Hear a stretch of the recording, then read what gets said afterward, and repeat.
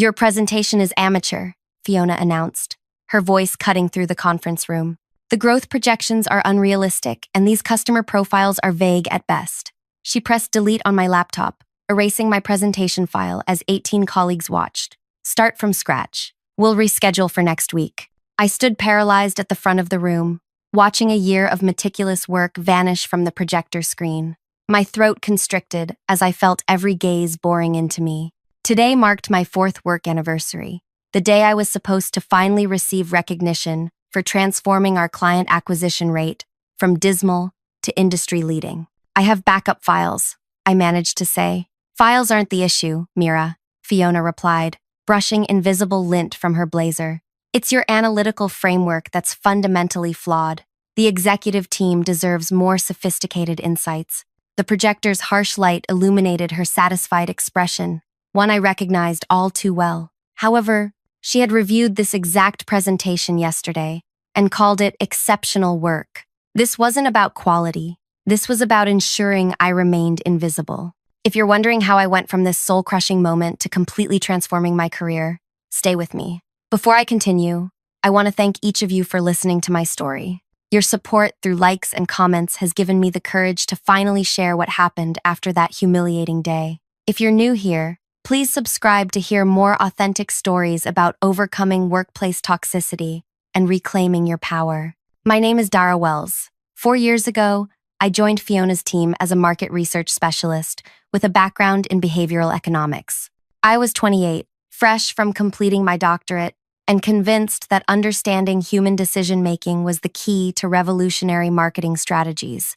Everyone told me I was fortunate to work under Fiona Grant, the woman supposedly responsible for pioneering emotional analysis in the consumer products sector. What no one mentioned was Fiona's talent for appropriating other people's innovations. I discovered this during my 2nd year, when I developed a proprietary approach to consumer engagement. I named it Emotional Response Mapping in my private notes, a system that identified psychological triggers in purchasing decisions across different demographics. When I showed Fiona my preliminary findings, she appeared genuinely impressed. "This has remarkable potential," she said, borrowing my research journal. "Let me review the complete methodology." 3 weeks later, she presented her breakthrough innovation in customer profiling at the quarterly leadership meeting. She called it intuitive consumer alignment. It was my work, stripped of its psychological foundation and repackaged with marketing buzzwords. When I confronted her privately afterward, she leaned against her desk and said, "A good team player understands the hierarchy of recognition. Dara, your contribution will be acknowledged when appropriate." That appropriate time never materialized. Instead, my existence at the company became increasingly restricted. Fiona scheduled critical presentations during meetings I was supposed to attend. She modified my analysis and reports without explanation. She assigned impossible deadlines, then highlighted the inevitable minor errors in team emails. I considered quitting countless times, but the economy was struggling, and I'd just taken on significant student loan refinancing. Plus, our company was the industry leader in consumer behavior research, precisely where my work could make the greatest impact. So I adapted. I documented everything meticulously. I created private backups. I maintained relationships with clients who valued my insights, and I continued refining my methodology in secret. The breakthrough came when we secured the Wilson account, a $30 million product line that had rejected 4 competitor agencies. The client specifically mentioned being impressed by our unique psychological approach to consumer motivation. "Your strategy worked brilliantly," our CEO told Fiona during the celebration. I wasn't invited, but my colleague Julian texted me the CEO's exact words. "This innovative method separates us from every firm in the region." Fiona accepted the praise with calculated modesty. Meanwhile, I received a generic thank you card with 20 other team members. That night, I made a decision. I would continue developing my methodology independently. I created a comprehensive document at home, expanding the framework, adding case studies with anonymized data, and providing statistical validation. 3 months before my work anniversary, I submitted my complete methodology to the Industry Innovation Board's blind review system. The submission included no identifying information, just the framework, its application, and verified results. I never expected it would transform everything. The day of my anniversary presentation arrived with unexpected pressure. Fiona had announced it would showcase our team's revolutionary approach to consumer engagement. The executive team would attend, including the CEO. I spent weeks preparing, crafting the presentation to highlight both the methodology's success and my specific contributions without directly challenging Fiona's claimed ownership. My strategy was subtle: demonstrate expertise that only the creator would possess while maintaining professional courtesy. That morning, Fiona insisted on reviewing my presentation one final time. "This looks comprehensive," she said, scrolling through the slides. "Very thorough. I included the psychological foundations I mentioned. The executives should understand why this works so effectively." She paused on a slide, showing parallel columns of my original research notes and current implementation. "Is this necessary? It complicates the narrative. It demonstrates how the approach evolved," I explained. "Shows the intellectual rigor behind it." "Fine," she said, returning my laptop. "Just remember to emphasize our collaborative development process." 2 hours later, I stood before the department and executive team, ready to finally receive recognition for my work. I connected my laptop to the projector, opened my file, and found it completely overwritten. The meticulously crafted presentation was replaced with a generic template containing bullet points of vague marketing concepts. Before I could recover, Fiona stepped forward with those devastating words: "Your presentation is amateur. Start from scratch." I excused myself, heart pounding as I walked toward the bathroom. In the hallway, my phone rang. Unknown number. "Hello?" My voice sounded distant, even to my own ears. "Am I speaking with the creator of the emotional response mapping system?" asked a woman with a distinctive voice. I stopped walking. That was the exact name I'd given my technique in my private notes. Never at work, where Fiona insisted on calling it intuitive consumer alignment. "Yes," I answered cautiously. "This is Dara Wells. I'm Natalie Kim, calling from the Industry Innovation Board. Your submission to our blind review impressed us tremendously. We'd like to discuss you potentially leading our next research initiative." I steadied myself against the wall. "I'm sorry. How did you trace the submission back to me?" "It was supposed to be anonymous." "It was," she confirmed, "but your methodology was so distinctive that when we shared it with our advisory committee, 3 separate members identified similar work being done at your firm. The mathematical patterns in your approach are quite unique. When we inquired further, your name emerged as the probable source." I remained silent, processing the implications. "Miss Wells, we've had inquiries from several firms interested in implementing your approach. One is prepared to make an immediate offer for you to lead their strategy department." When she named the figure, $450,000 annually plus performance bonuses, I thought I'd misheard. "Would you be available for dinner tonight? The CEO would like to meet with you personally." I agreed, still dazed, and returned to my desk. I noticed Fiona watching me from her office. I said nothing about the call and began rebuilding the presentation from my backup files at home. That evening, I met with Elena Torres, CEO of Summit Analytics, our industry's most respected research firm. "We recognized the brilliance in your approach immediately," she explained over dinner. "Then, we noticed something odd. Your current company was using a similar method, but missing key elements that make it truly effective. It raised questions about whether they fully understood the methodology they were implementing." "They don't," I admitted, finally speaking the truth aloud. "Because I created it, and I never shared the complete framework." Elena's expression shifted with recognition. "The rumors were true, then." "What rumors?" "That Fiona Grant's supposed innovations are rarely her own," she said. "There have been whispers for years, but no one could prove anything." I took a slow sip of water, processing Elena's words. "Has this happened with others?" "There are at least 3 former employees who've made similar claims," she replied. "But none had your level of documentation or such a distinctive methodology. The others were easier to dismiss as disgruntled employees." Elena slid a folder across the table. "This is our formal offer. Take a few days to consider it. We want you to lead our new Behavioral Insights division." That night, I barely slept. By morning, I'd made my decision. I called Elena and accepted the position, but requested something unusual: I wanted to give my current company 2 weeks' notice before the Industry Innovation Board announced me as the methodology's creator. May I ask why? Elena sounded curious. I need to set something right first, I explained. For the next week, I rebuilt my anniversary presentation from scratch, incorporating elements only the true creator would understand. When colleagues questioned my surprising calm after such public humiliation, I simply said I was determined to improve. Fiona watched me with suspicion, but said nothing. I scheduled the makeup presentation for the following Thursday. I requested the same audience, including the executive team. Fiona attempted to reschedule, claiming scheduling conflicts, but our CEO insisted it proceed as planned. You seem remarkably composed, Julian commented during lunch. If my boss had trashed my work that way, I'd be updating my resume. I smiled. Sometimes patience pays off. The morning of my presentation, I arrived early to test the equipment. I connected my laptop directly to the projector system and disabled the network connection to prevent any remote interference. When Fiona asked to preview my slides, I politely declined. I'd prefer to present the complete vision at once, I said. It will make more sense in context. She narrowed her eyes.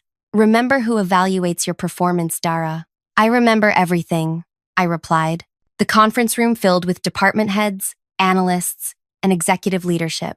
Fiona positioned herself in the front row, notepad ready. Our CEO, Benjamin, nodded encouragingly from his seat. I began speaking, not with standard market projections, but with a fundamental question. Why do consumers make emotional decisions while believing they're being rational? For the next 40 minutes, I took them through the complete emotional response mapping methodology. Not Fiona's simplified version, but my original framework with its psychological foundations, mathematical models, and neurological research. I revealed insights that even Fiona had never seen. I displayed implementation timelines showing when each component had been activated in our campaigns, all dated before Fiona had supposedly developed them. I demonstrated application techniques that exactly matched notes from my research journal, complete with my handwriting visible in the scanned images. Throughout my presentation, I referred to the methodology by its original name, emotional response mapping, never once using Fiona's rebranded term. As I approached my conclusion, Benjamin leaned forward.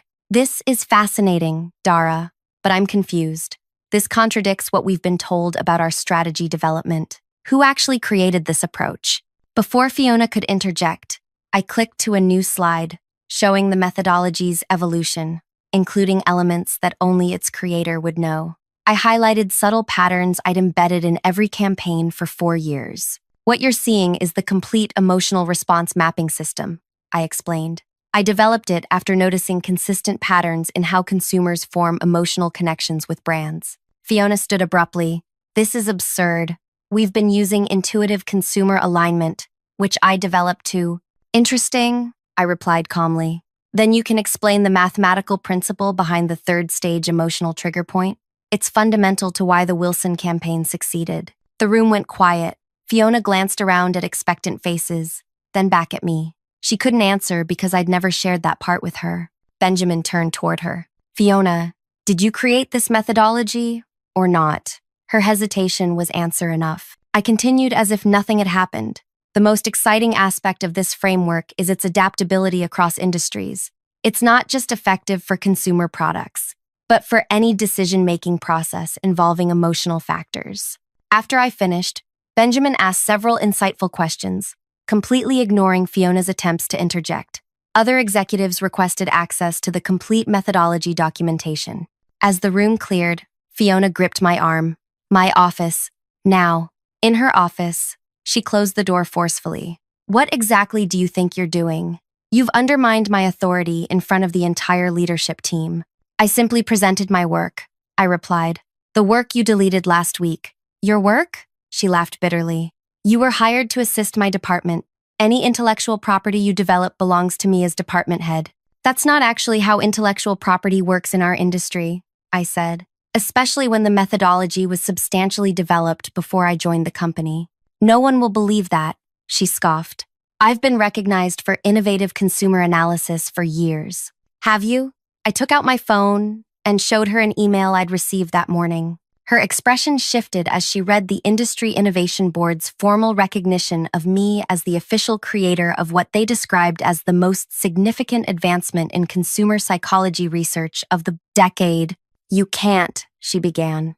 "I already have," I said. "The announcement goes public tomorrow morning. Every firm in our industry will know this method came from me, not you. This is career suicide," she hissed. "I'll make sure you never work in this field again." I smiled. "Actually, I've accepted a position with Summit Analytics. I start in 2 weeks." Her face paled. "Summit? That's impossible." Elena Torres was particularly interested in implementing the complete methodology, not the simplified version you've been using. Something flickered in Fiona's eyes, the first genuine fear I'd ever seen from her. "What do you want? Money? A promotion?" "Nothing from you," I replied. "But I am curious. How many other employees have you claimed as your own?" Her silence was confirmation enough. "That's what I thought," I said. "By this time tomorrow, your reputation won't be what it was." I walked out of her office, leaving her staring after me. The next morning, I arrived to find unusual activity. Benjamin's assistant requested my presence in the executive conference room. When I entered, the company's legal counsel, HR director, and Benjamin were waiting. "Dara," Benjamin began, "we've just received an interesting communication from the Industry Innovation Board. They've named you as the creator of what we've been calling intuitive consumer alignment. Why didn't you tell us about this conflict?" "I attempted to, on multiple occasions," I replied calmly. "I have documented emails requesting meetings with leadership that were consistently rerouted to Fiona." The legal counsel leaned forward. "We need to understand the extent of this situation. Our company has been publicly claiming ownership of this methodology. For the next 2 hours, I presented my evidence, emails, dated research journals, implementation timelines, client feedback, specifically mentioning elements Fiona couldn't have known about. By afternoon, the company had launched an internal investigation into intellectual attribution practices. Fiona was placed on administrative leave while they reviewed all her claimed innovations. 3 other employees came forward with similar experiences. When I returned to my desk, a company-wide email announced an immediate promotion for me to a newly created position as Director of Research Methodology. The salary matched what Summit had offered. I called Elena to explain the situation. "They're trying to keep me," I said. "They've offered to match your compensation package and create a new director-level position." "Not surprising," she replied. "Will you accept it?" I thought about the years of dismissal and credit stealing. "No, I've made a commitment to Summit, and I intend to honor it." "I respect that," Elena said. "And don't worry, the Industry Innovation Board's announcement proceeds tomorrow as planned." The next day, my phone buzzed constantly with messages from industry colleagues. The announcement had sent shockwaves through the research community. Prominent firms released statements distancing themselves from Fiona's past work, requesting verification of methodologies she'd presented at conferences. Benjamin called me into his office. "We've spoken with Summit. We're prepared to offer you a substantial retention package, executive status, doubled salary, and public recognition as the true innovator behind our success." "I appreciate that, Benjamin," I said. "But this was never about money or titles. It was about attribution and respect." "What can we do to keep you?" "Nothing," I replied. "But you could institute company-wide protocols ensuring other innovative employees receive proper credit for their work." On my final day, Benjamin announced a new company policy. Every creative contribution would now be properly attributed, with compensation tied directly to innovation. Without mentioning Fiona by name, he acknowledged past attribution failures and promised transparency moving forward. My last task was cleaning out my desk. Julian helped carry my books to the elevator. "You realize you've just changed everything around here," he said. 3 department heads are reviewing past projects to identify unrecognized contributions." "Good," I replied. "That's exactly what should happen." "What about Fiona?" he asked. I shrugged. "That's not my concern anymore." At Summit Analytics, I built a team committed to ethical research practices. Every team member received credit for their contributions, with bonuses tied to innovation. Our work attracted clients seeking authentic consumer insights based on credible research. 6 months after leaving, I received an unexpected call from Benjamin. "We'd like to hire Summit, specifically you, to provide training to our strategy team. We're willing to pay premium rates. Who would attend these sessions? I asked. The entire research department, he replied, including Fiona. Fiona? She's still there? She's been demoted to junior analyst. The investigation uncovered a pattern of appropriating others' work. As part of her probation, she's required to complete ethics training and acknowledge original sources. Your training would be part of her rehabilitation program. I considered declining, then reconsidered. I'd be happy to conduct the training. I'll have my team prepare a comprehensive proposal. 3 weeks later, I stood in the lobby of my former workplace. Visitor badge clipped to my blazer. The receptionist did a double take when she saw me. Dr. Wells, everyone's talking about your return, she said, lowering her voice. The training room is completely full. Benjamin met me at the elevator. Thank you for agreeing to this. Your methodology has transformed how we approach client research, but without your insight, we're missing crucial elements. As we walked toward the training room, I asked, how has the department changed since I left? Dramatically, he replied. We implemented that attribution policy the day after you departed. Every project now includes detailed recognition of individual contributions. We've discovered talent that was previously invisible. When the training room door opened, I saw 40 faces turn toward me. In the back row sat Fiona, arms crossed defensively. She looked smaller somehow, her previously immaculate appearance slightly disheveled. The confidence that once radiated from her had dimmed. Good morning, I began. I'm Dr. Dara Wells, creator of emotional response mapping. Today's session will cover both the theoretical foundation and practical application of this methodology. For the next 3 hours, I explained my research with the passion it deserved. I watched realization dawn on faces throughout the room as people understood why certain campaigns had succeeded while others failed. I answered questions that had likely gone unaddressed for years. Fiona remained silent, taking notes with mechanical precision. Her eyes never met mine directly. During the midday break, Julian approached me in the hallway. This is surreal, he said. Everyone knows what happened now. The office hasn't been the same since you left. Better or worse, I asked. Different. More collaborative, he replied, but also more cautious. People document everything. Nobody trusts Fiona, and she knows it. When we reconvened for the afternoon session, I shifted to practical applications. Let's analyze a case study. The Wilson campaign that increased customer engagement by 347% last year. From the corner of my eye, I saw Fiona tense. This had been her most celebrated achievement before my departure. What made this campaign exceptional wasn't just the methodology, but how it was implemented. I continued. The team responsible deserves recognition. I displayed a slide showing the original project team, including 3 junior analysts whose names had never appeared in the final presentation. Each person made specific contributions that were essential to the outcome. I methodically detailed each team member's work, citing their exact innovations, with dates from the project files Summit had acquired during our partnership agreement.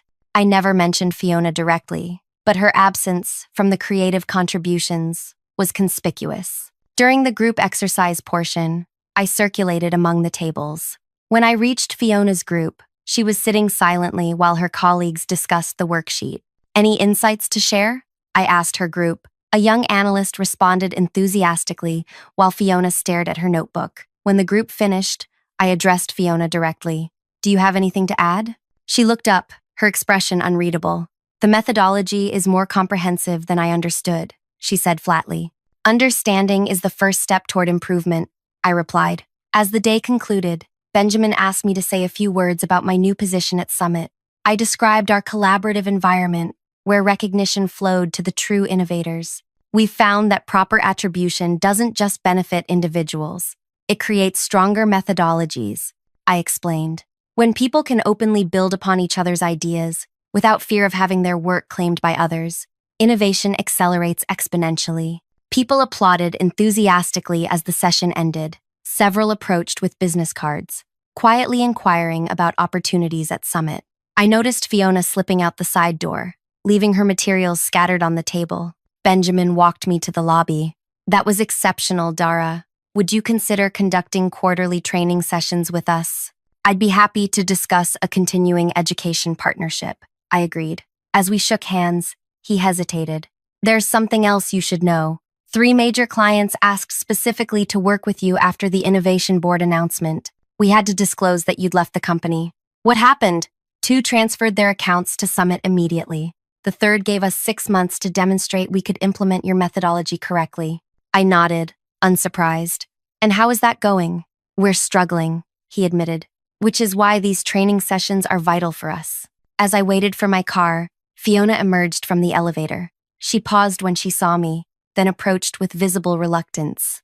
Congratulations on your success, she said, the words sounding rehearsed. Thank you. She glanced around to ensure we were alone. Was it worth it? Burning bridges that way? I considered her question carefully. I didn't burn the bridge, Fiona. I built a new one where everyone crossing it gets acknowledged for their contribution. You humiliated me, she said, her voice barely audible. I simply claimed credit for my work, I replied. The humiliation came from your choices, not mine. She looked away. Some people aren't meant to be innovators. We're implementers, making others' ideas function in the real world.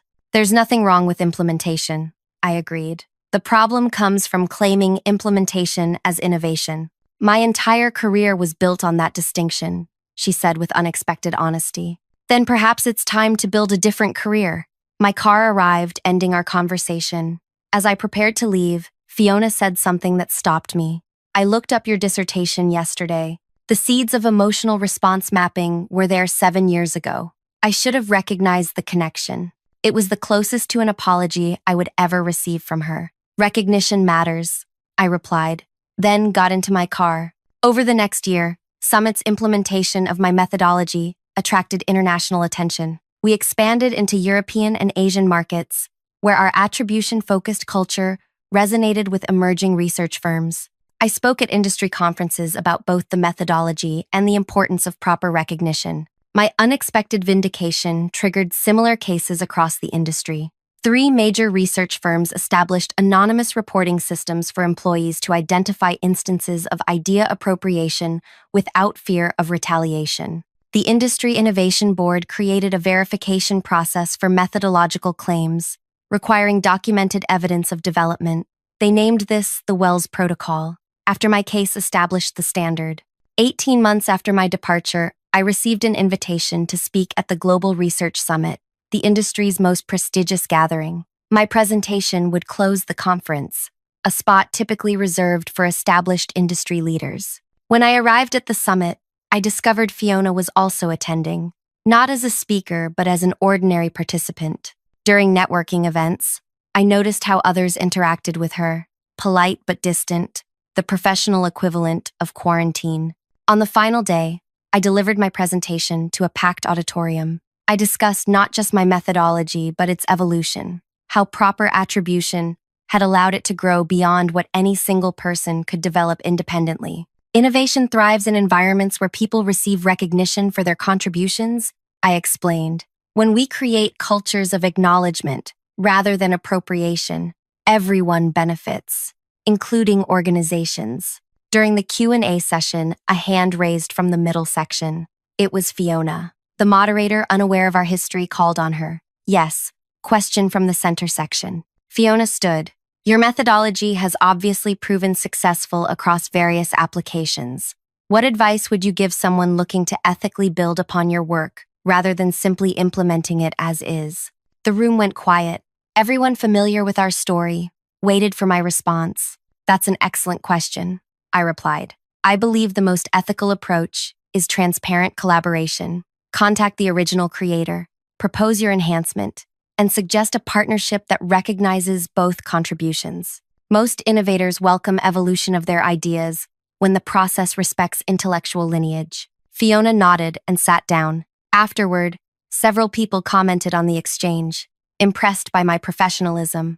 What they didn't know was that her question had been the first genuine one she'd ever asked me. That evening at the conference gala, Benjamin approached my table. He had recently been named CEO after his predecessor's retirement. Summit is doing remarkable work with your methodology, he said. We've implemented the training principles you taught us, but we're still playing catch-up. How is Fiona adapting? I asked, out of curiosity. She resigned 3 months ago, he replied. started her own consulting firm, focusing on ethical implementation of existing methodologies. Her client contracts include mandatory attribution clauses. The irony wasn't lost on me. 2 years after my public recognition as the methodology's creator, I published a comprehensive book detailing the complete framework. In the acknowledgments section, I thanked my former colleagues by name, including the junior analysts, whose contributions had enhanced my original concept. I also included a carefully worded paragraph about learning the importance of intellectual integrity from negative examples. I didn't name Fiona, but those familiar with the story would understand the reference. The book became required reading in business ethics courses at leading universities.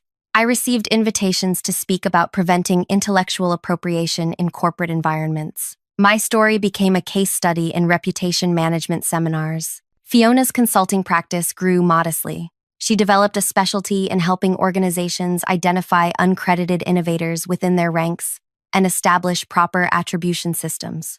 In an industry publication, she was quoted saying, "My greatest professional lesson was understanding that implementation without acknowledgement is not leadership, it's appropriation." My revenge wasn't destroying Fiona's career or publicly humiliating her. It was creating a permanent change in how our entire industry viewed creative ownership. Every time a researcher received proper credit for their innovation, every time a company implemented an attribution protocol, every time a manager thought twice before claiming a subordinate's idea, that was my revenge, repeating itself endlessly. Fiona would spend the rest of her career in an industry transformed by her own misconduct, where the standards she violated had become fundamental principles named after the person whose work she stole. The most satisfying moment came 3 years after I left my former company. I received an email from a young researcher who had recently joined Fiona's firm. She wrote, "Your methodology changed how I approach consumer research, but your story changed how I protect my work. My contract includes specific attribution requirements because of what happened to you. Thank you for making this industry safer for innovators like me." That email meant more than any industry award or compensation package. I had created protection for people who would never know they needed it. If you've stayed with me through this story, thank you. Your support helps spread awareness about workplace intellectual theft and empowers others to protect their innovations. If you've experienced similar situations, please share in the comments. Your story might help someone else recognize and address what's happening to them. Remember that proper attribution isn't just about receiving credit. It's about maintaining the integrity of innovation itself. Like and subscribe for more stories about reclaiming your professional power and transforming negative experiences into positive change.